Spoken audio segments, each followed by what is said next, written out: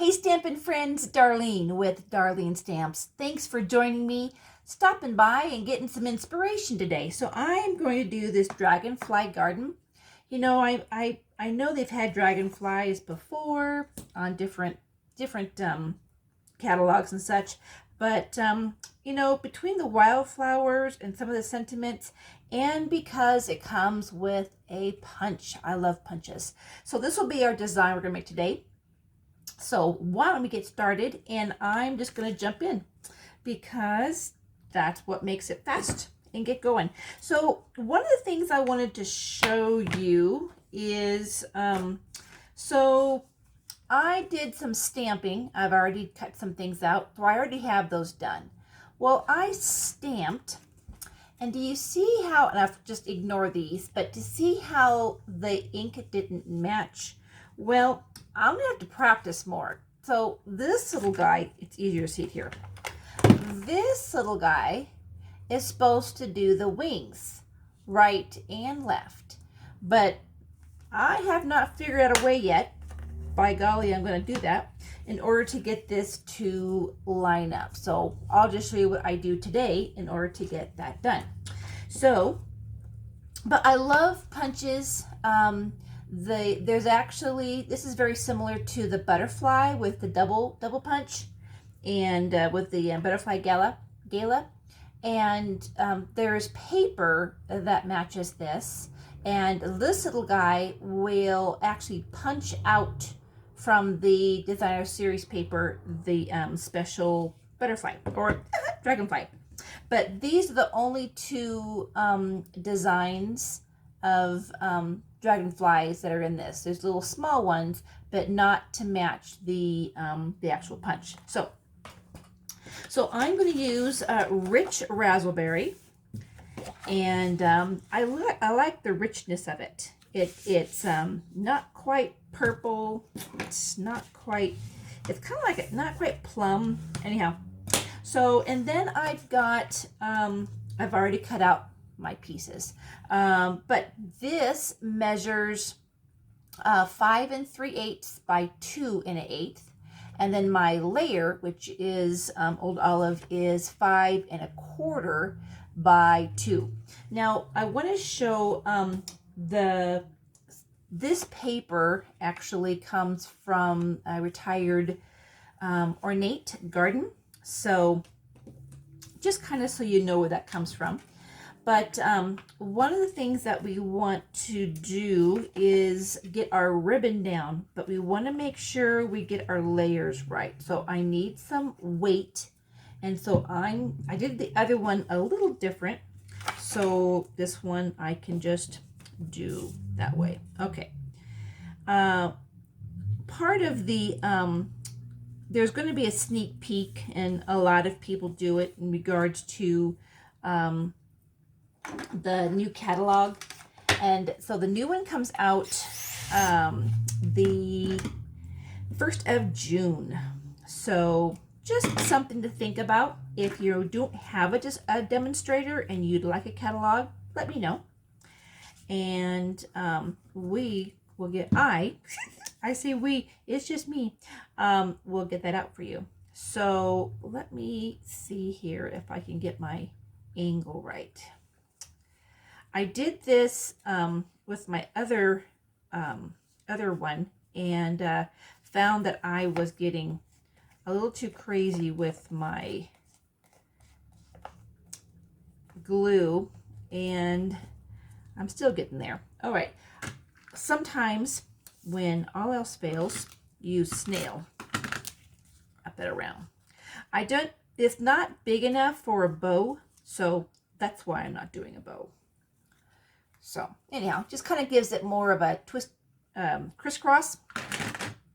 But on mine, I did mine behind the designer series paper, but then it kind of just, I don't know, it just buckled just a bit, and so I was trying to get more weight to it. So by doing it behind both pieces, now I have the cardstock.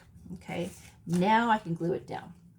You know, that's a big trick when you're doing card making, that you know, if you're going to utilize the back, you don't plan on stamping because you'll get uneven. Same with your ribbon. As long as you can get it to have a little bit more weight, will just make it that much more.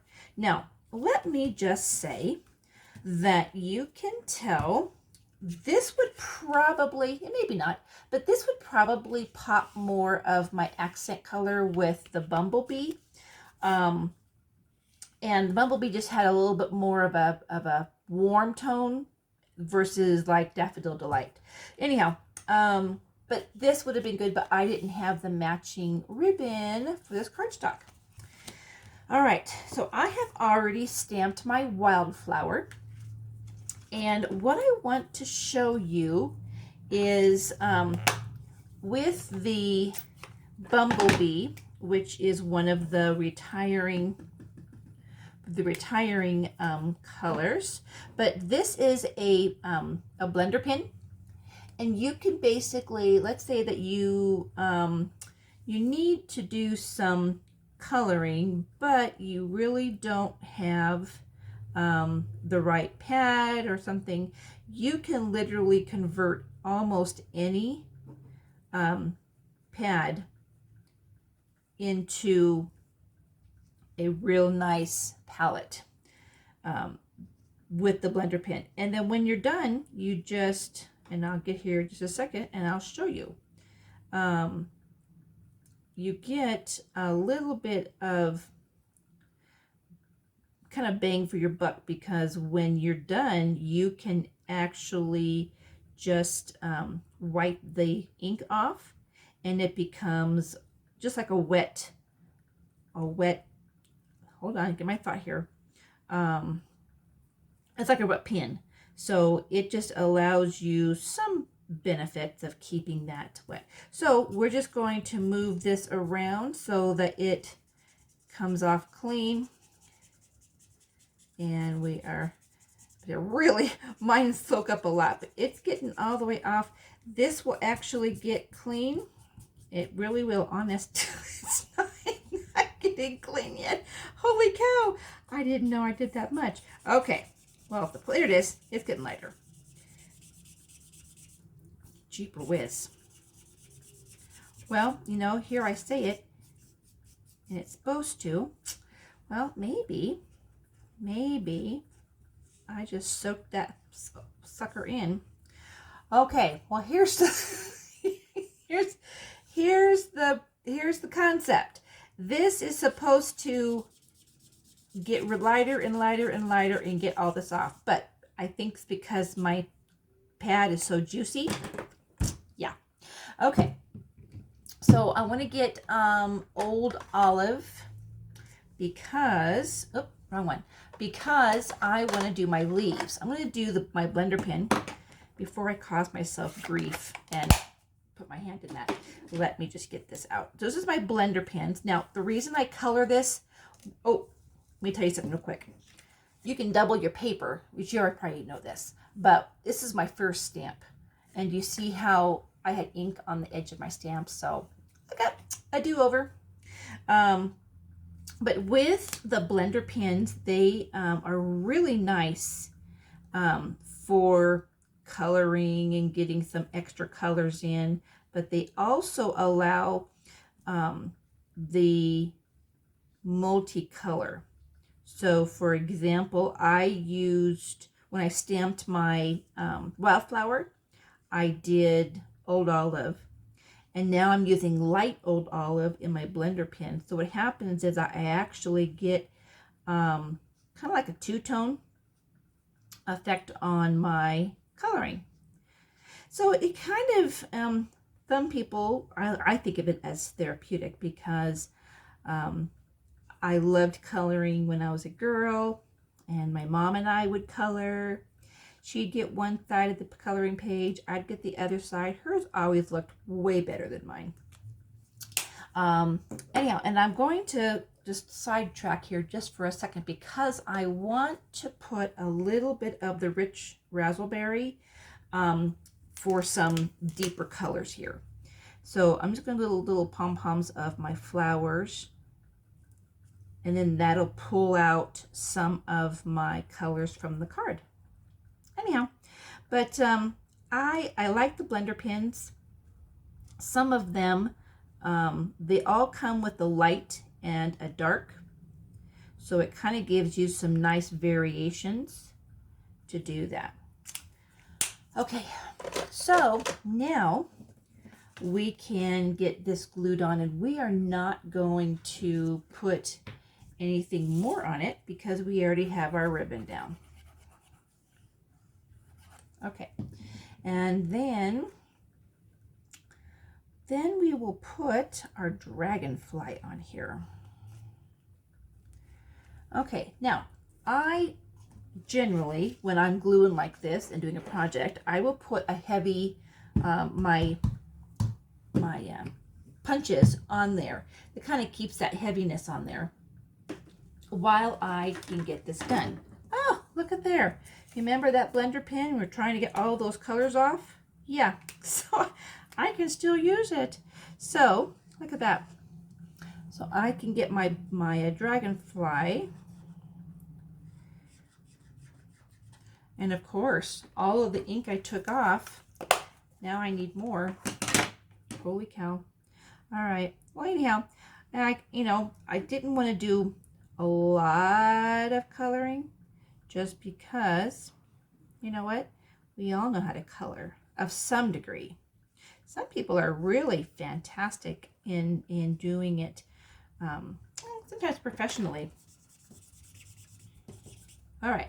So got my butterfly, and let's see now. So gotta have a butterfly on here. And I also utilized my layer piece when I cut this out, and I have some little butterflies that we will put on here as well. Okay. And then we've got from the set, we've got a nice little sentiment, and we will put that on as well. I'm going to do a little bit of bending on the outside of those wings, so they kind of give it like a 3D.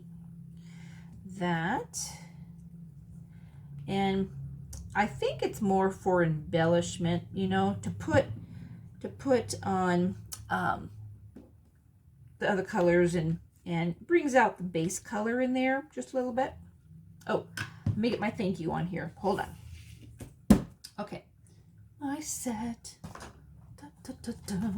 Oh, so let me just go real quick here. So this is actually, these are the stickers that go on that. I slide that in the case, and they've been really, really sticky. So I don't have them on here like I would normally do. They stick really nice. They come off. I can see them, but they do not have any type of extra stick them, I should say. So I'm going to do thank you, since let's do this one. I have the other one already. Let's do You Are Inspiration. This is a block, and let's see if I can get this a little closer. Do you see the grids in that? Can't really see it. Maybe there. There you go. See the grids? So I got this at Michael's maybe. So some of these that I don't have on here, in order to get my sentiment straight, I can line it up with that line, and I'm going to use Old Olive. I can line it up and literally be able to not worry about it being straight. And that way, I mean, I can use it. I can use inspiration. I can use my Stampin' tool. But when I'm just doing a couple, it just takes a little more time to get that going. So you can also see, I should have used this. Oh, that's why I didn't. I was going to use this as the front. So when you're stamping, or when you do a cut, there might be like a raised edge on one side versus another. So since this had a spot, I used this side. But to put those down, if I use my bone folder, I actually can push down the edge, and it just reverses the little lip that seems to form sometimes when we cut. All right, so this is, and I have some extra ones, so stay tuned because I made some other cards that were on there just for extra little oomph. And then I want to put, and I think I'll do it, yeah. Oops, I want some of the color from the bumblebee, and I'm going to pick that up by putting this on the bottom. And maybe, let's just see here. I know, all right. And yep, all right. So sometimes when creation happens, we tend to kind of sometimes do on the fly. We also, this kind of makes it look like I have a bigger border than I actually do, just by those two pieces. Now I can put this on. But sometimes when you're creating, it makes it really nice when you can bring some inspiration from, Pinterest is wonderful. It also is nice when you can pick up a channel like mine. And so anyhow, oh, and I have little gems. Hold on. Little gems. This is some bling. This doesn't really have to be it, but it works. And it also hides some little imperfections, which are wonderful when you are creating, because every once in a while, we get ink or a hand did it. So all right, so there's my bling, and then of course this has the shiny on that. So all right, let me show you a couple of ideas that I did with this set. It's really a neat set. So here's just some very simple DSP from the same DSP. This is the one color that's behind this actually, and of course a dragonfly, little dragonflies. This is just the wildflowers. See how simple that is? So the DSP, a layer of Coastal Cabana, and this is Mango Melody Mango, and just some trim. This is very simple again. This is just some of our neutral. It's our DSP, but it's just plain backgrounds. And then just a simple stamp on that was black. And then a pop of color with the dragonfly. And then a black matching our layer. So anyhow, that is a wonderful display, I think, of the Dragonfly Garden. So anyhow, come back, join us with our next pumpkin. Should be coming here pretty quick. So stay tuned. Thanks for joining me. Thanks for your suggestions.